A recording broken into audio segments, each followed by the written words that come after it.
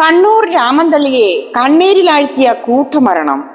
കുടുംബ വഴക്കും കുട്ടികളുടെ അവകാശ തർക്കവും അവസാനിച്ചത് അതീവ ദാരുണമായ വിധിയിൽ.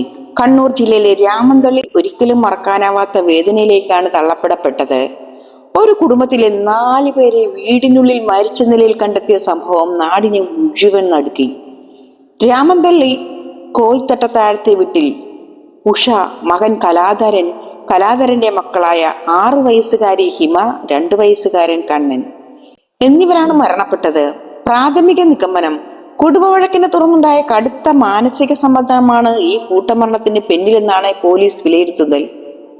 മക്കൾക്ക് വിഷ നൽകി കൊലപ്പെടുത്തിയ ശേഷം കലാധരനും അമ്മ ഉഷയും വീടിന്റെ മുകളിലത്തെ നിലയിൽ തൂങ്ങി മരിച്ച നിലയിലായിരുന്നു കണ്ടെത്തിയത്. ദുരന്തത്തിലേക്ക് നയിച്ച വഴികൾ. കലാധരനും ഭാര്യ നയൻതാരയും തമ്മിലുള്ള ദാമ്പത്യ അസ്വസ്ഥതകൾ കഴിഞ്ഞ 8 മാസമായി രൂക്ഷമായിരുന്നു. ഇരുവരും വേർപിരിഞ്ഞ് താമസിക്കുകയും വിഷയം കുടുംബ കോടതിയുടെ പരിഗണനയിലാവുകയും ചെയ്തിരുന്നു. മുൻപ് വിവാഹമോചന ശ്രമം ഉണ്ടായിരുന്നെങ്കിലും ഒരിക്കൽ ഒത്തുതീർപ്പിലെത്തിയിരുന്നു. എന്നാൽ പ്രശ്നങ്ങൾ വീണ്ടും രൂക്ഷമാവുകയായിരുന്നു. കുട്ടികളുടെ കസ്റ്റഡി വിഷയമാണ് സ്ഥിതിഗതികൾ അതീവ സങ്കീർണമാക്കിയത്. കോടതി കുട്ടികളെ അമ്മയ്ക്കൊപ്പം വിടാൻ ഉത്തരവിട്ടിരുന്നുവെങ്കിലും കുട്ടികൾ അമ്മയോടൊപ്പം പോകാൻ തയ്യാറായിരുന്നില്ല. കോടതി വളപ്പിൽ വെച്ച് കുട്ടികൾ കരഞ്ഞും ബഹളം വെച്ചും പ്രതികരിച്ചിരുന്നു. ഈ മാനസികാവസ്ഥ കണക്കിലെടുത്ത് കുട്ടികളെ താൽക്കാലികമായി അച്ഛന്റെ വീട്ടിലേക്ക് തന്നെ കൊണ്ടുവരികയായിരുന്നു. എന്നാൽ പിന്നീട് വീണ്ടും പരാതി വന്നതോടെ കോടതി വിധിപ്രകാരം കുട്ടികളെ കൈമാറേണ്ടി വരുമെന്ന സാഹചര്യം കലാധരനെ കൂടുതൽ മാനസിക സമ്മർദ്ദത്തിലാക്കി. അയൽവാസികളും ബന്ധുക്കളും പറയുന്നത്, എന്റെ കുട്ടികളെ ഞാൻ കഷ്ടപ്പെടാൻ വിടില്ല, ഞാനും കുട്ടികളും പോകും എന്ന് കലാധരൻ പലപ്പോഴും പറഞ്ഞിരുന്നു എന്നാണ്. ആ വാക്കുകൾ ഒടുവിൽ ഭയാനകമായ യാഥാർത്ഥ്യമായി മാറി. സമൂഹം പഠിക്കേണ്ട പാഠം. ചില വാർത്തകൾ നമ്മൾ കേൾക്കുന്നു, ചില വാർത്തകൾ നമ്മളെ നടുക്കുന്നു, പക്ഷെ ചില വാർത്തകൾ നമ്മളെ ഉള്ളിൽ നിന്നും തകർക്കും. കണ്ണൂർ രാമന്തളിയിൽ നടന്നത് ഒരു ക്രൈം ന്യൂസ് മാത്രമല്ല, അത് മനുഷ്യബന്ധങ്ങൾ പരാജയപ്പെട്ട കഥയാണ്. 2 പിഞ്ചു കുഞ്ഞുങ്ങൾ, അവർക്കൊന്നും കുറ്റമില്ല, പക്ഷെ അവർ ഇന്ന് ഈ ലോകത്ത് ഇല്ല. നമ്മൾ തോറ്റുപോയാൽ ജീവൻ അവസാനിപ്പിക്കണമെന്നല്ല, സഹായം തേടണം.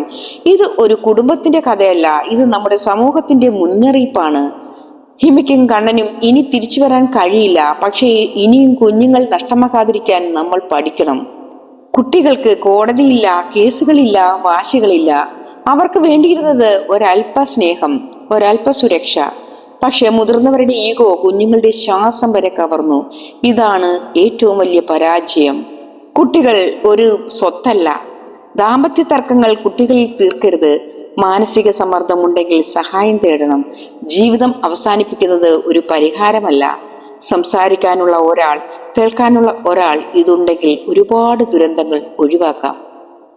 നമ്മൾ തോറ്റുപോയാൽ ജീവൻ അവസാനിപ്പിക്കണമെന്നല്ല, സഹായം തേടണം.